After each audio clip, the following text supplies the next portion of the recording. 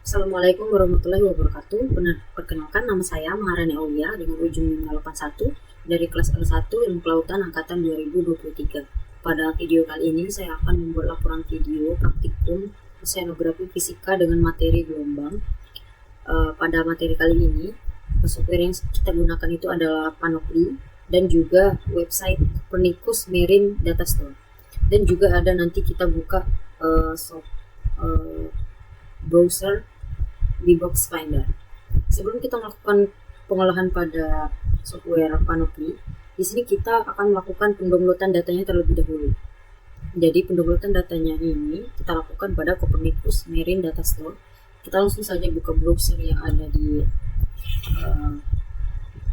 laptop atau komputer kita. Langsung saja search Copernicus Marine Data Store. Lalu tampilan awalnya bakal seperti ini.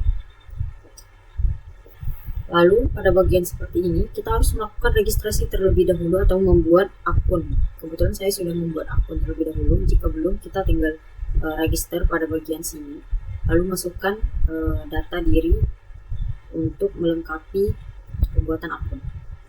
Dan juga Copernicus Marine Data Store ini merupakan bagian dari layanan kelautan Copernicus atau Copernicus Marine Service yang menyediakan akses gratis dan terbuka ke data kelautan.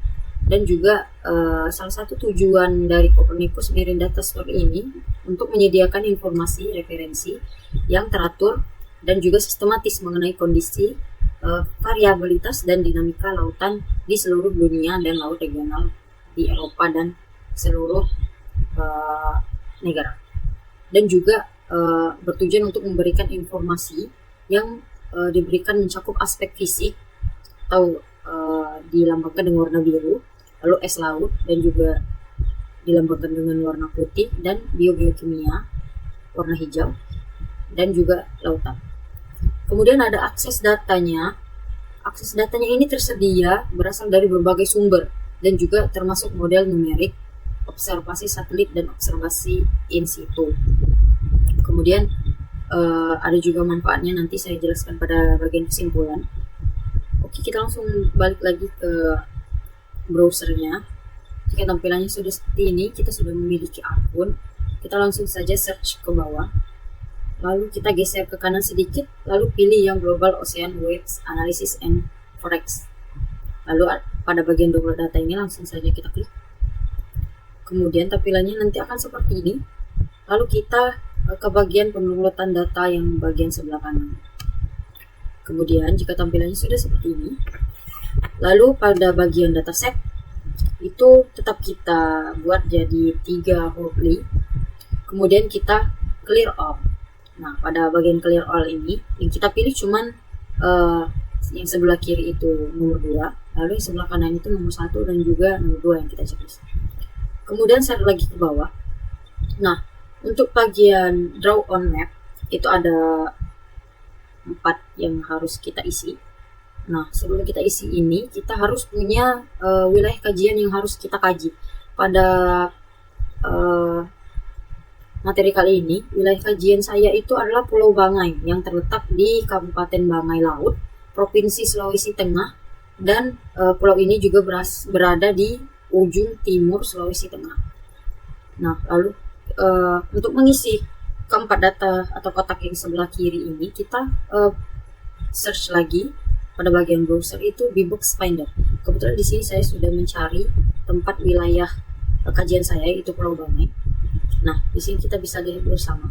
Ini adalah Pulau Bangai yang terletak di Sulawesi Tengah. Nah, di sini kenapa saya rectangle-nya itu lebih banyak ke bagian lautnya? Karena yang kita kaji ini sekarang itu kan gelombang yang ada di lautnya kan. Jadi yang saya ambil itu lebih banyaknya ke daerah lautnya dibanding daerah daratannya. Oke, kemudian jika sudah tampilannya sudah seperti ini, lalu kita beralih ke bagian box yang ada pada kiri, sebelah kiri sini. Ada 4. Di sini kita langsung saja isi di sini. Yang pertama kita salin. Lalu kita masukkan datanya ke bagian ya.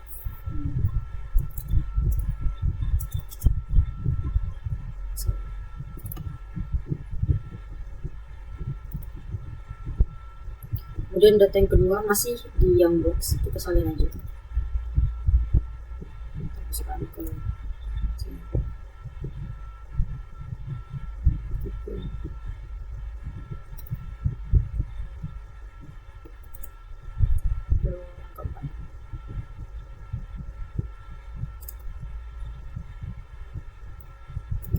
Oke, jika sudah kita isi semua yang bagian di box findernya tadi ke draw on map, kemudian kita tarik lagi ke bawah.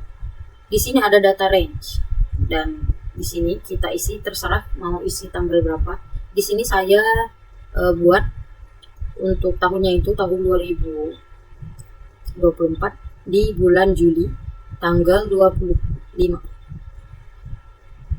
Dan saya buat itu jaraknya 1 bulan, jadi tetap di tahun 2024 tapi pada bulan Agustus tanggalnya juga sama. Untuk waktunya itu saya buat dari jam 00.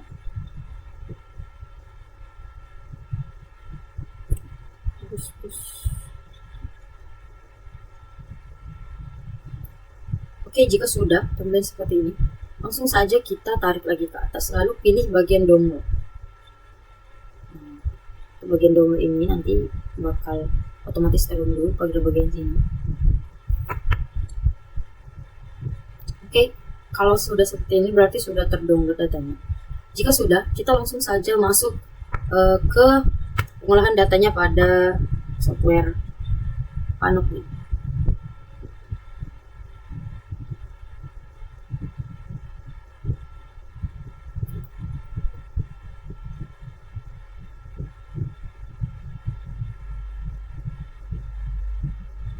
Oke, jika tampilan Panoply-nya seperti ini, langsung saja kita ke file. Pada bagian file ini kita pilih open, lalu kita masukkan data yang sudah kita unduh pada browser sebelumnya, lalu kita klik open. Oke, jika tampilannya sudah seperti ini, lalu kita pilih yang VHM0, lalu klik kanan, lalu create one. Lalu pada bagian ini kita pilih yang color contour plot using. Untuk bagian sini kita pilih longitude, lalu kita pilih clear. Nah, tampilannya nanti akan seperti ini. Jika tampilannya sudah seperti ini, nanti kita langsung ke file, kemudian export animation, lalu kita simpan datanya itu dalam dua format. Yang pertama itu ada JPEG dalam bentuk foto, dan juga yang kedua itu dalam video visual. Lalu kita simpan aja, lalu klik OK, lalu kemudian kita save lagi dalam bentuk video. Ini kalau ingin bentuk video kita tinggal ganti aja formatnya itu jadi MP4 lalu klik OK. Jangan lupa time-nya ini kita checklist. Nah, untuk agar visualnya ini bisa bergerak, visual dari gelombangnya bisa bergerak, karena kita tadi sudah mengunduh, jadi kita tinggal lihat aja di sini. Terus sudah.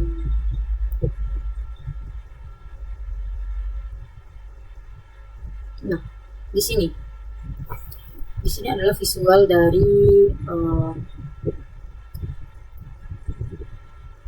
wilayah kajian kita, yaitu Pulau Bangau, yang saya pilih datanya itu pada tanggal 25 Juli 2024 tahun kemarin, dan rentangnya itu 1 bulan, jadi 25 Juli ke 25 Agustus. Dan di sini itu kita juga ada simpan dalam format JPEG atau foto.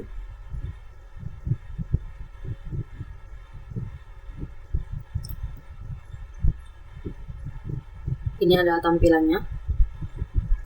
Kemudian untuk visualisasi gelombang pada Pulau Bangau yang saya kaji di tahun 2024 ini dengan rentang 1 bulan itu dominannya pada gambar ini itu menampilkan visualisasi tinggi gelombang signifikan spektral, dan juga ukuran ketinggian gelombangnya ini rata-rata di sepertiga gelombang tertinggi dalam satu periode waktu. Dan juga pada warna merah ini menunjukkan area dengan tinggi gelombang yang lebih tinggi. Sedangkan untuk yang warna biru yang terdapat pada sebelah kiri ini menunjukkan area dengan tinggi gelombang yang lebih rendah. Dan juga untuk skalanya ini pada bagian bawah, pada bagian mana sini bisa kita lihat untuk gambarnya ini menunjukkan rentang tinggi gelombang dalam meter. Rentang tinggi gelombang ini adalah 0,2 meter untuk yang warna biru, dan untuk yang warna merah itu 0,5 meter. Pada bagian bawah ini juga terdapat minimal dan juga maksimalnya di sini. Data minimal dan maksimalnya, di mana minimalnya itu 2,5 dan juga maksimalnya untuk minimalnya itu 0,2 dan maksimalnya itu 0,5. Kita beralih lagi pada visual dari video yang kita buat tadi.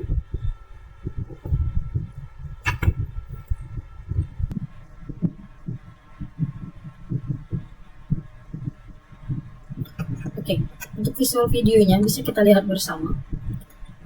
Untuk gambarnya ini, koordinat pada gambarnya ini menunjukkan longitude atau lintangnya itu dalam derajat utara dan pada sumbu vertikal.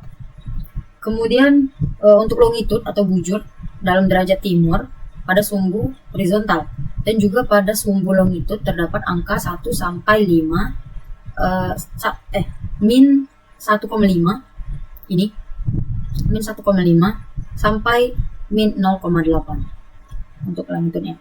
Dan juga pada sumbu longitude yang terdapat pada bagian bawah itu terdapat pada angka 123,5 sampai 124,1. Untuk interpretasinya itu, visual ini juga menunjukkan distribusi tinggi gelombang di area geografis tertentu. Kemudian area yang berwarna merah ini menunjukkan gelombang yang lebih tinggi seperti yang sudah saya jelaskan tadi, dan juga untuk warna biru itu rentan lebih rendah dengan mengindikasikan kondisi laut yang lebih kasar.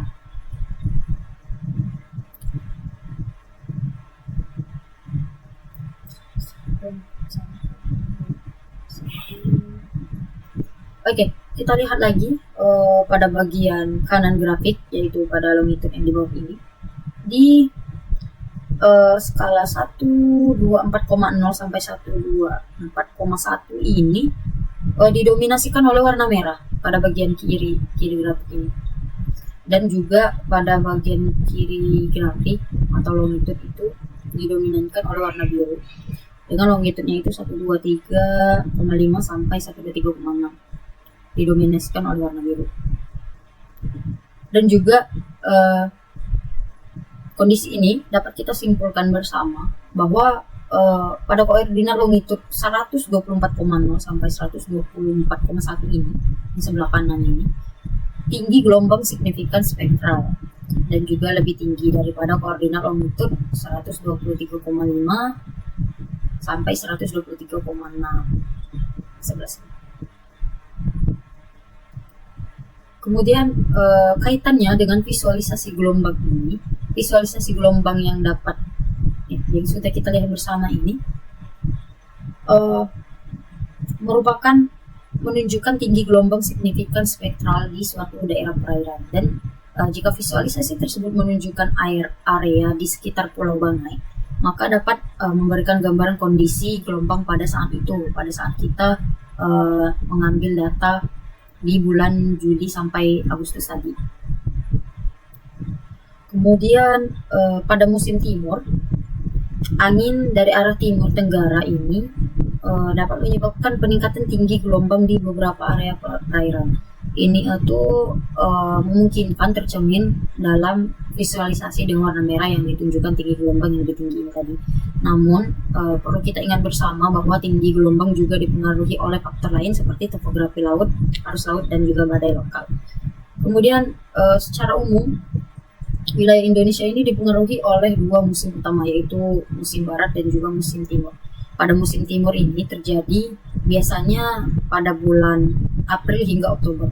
Berarti data yang kita ambil tadi, yaitu pada bulan Juli tanggal 25 sampai 25 Agustus, itu termasuk berada dalam periode musim timur. Dan musim timur ini di Indonesia umumnya dipengaruhi oleh angin timur tenggara Hal ini dapat dipengaruhi oleh gelombang di perairan sekitar Pulau Banggai.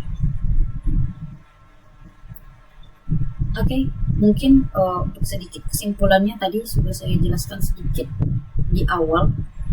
Untuk manfaat dari Copernicus Marine Data Store yang kita lakukan pembuatan data tadi itu, data dari Copernicus ini digunakan untuk berbagai aplikasi seperti pemantauan perubahan iklim, manajemen perubahan iklim, manajemen sumber daya laut, perencanaan, dan operasi maritim. Kemudian ada juga informasi tambahan untuk Copernicus Marine Toolbox ini adalah alat gratis yang mudah digunakan dan berinteraksi dengan Copernicus Marine Data Store yang dimasukkan dan mencakup kasus penggunaan apapun. Kemudian tadi juga kita mengambil beberapa angka pada Bbox Finder, itu mengacu pada alat atau fungsi yang digunakan untuk menemukan dan menentukan bounding box atau kotak pembatas ya. Dalam konteks pengolahan citra dan fisik komputer, bounding box ini atau Bbox Finder ini adalah kotak persegi panjang yang mengelilingi objek dalam gambar atau video. Ini bisa kita lihat bersama untuk kotak ini. Dan tujuan Bbox Finder ini untuk mengidentifikasi dan melokalisasi objek dalam gambar atau video. Lalu juga untuk menentukan objek, posisi, dan ukuran. Dan juga yang terakhir itu digunakan dalam berbagai aplikasi seperti deteksi objek dan pengenalan wajah dan juga pelacakan objek. Oke, untuk pengurutan datanya juga sudah selesai. Lalu pengolahan data yang kita lakukan pada software Canopy-nya juga sudah selesai. Penjelasan tentang visualisasi dari data yang sudah kita olah sudah saya sampaikan sebelumnya. Mungkin saya juga meminta maaf jika terdapat kesalahan atau ucapan yang kurang berkenan. Mungkin itu saja yang bisa saya sampaikan dan saya olah, mungkin dapat membantu teman-teman semua. Terima kasih. Saya Maharani Aulia dari kelas L1. Wassalamualaikum warahmatullahi wabarakatuh.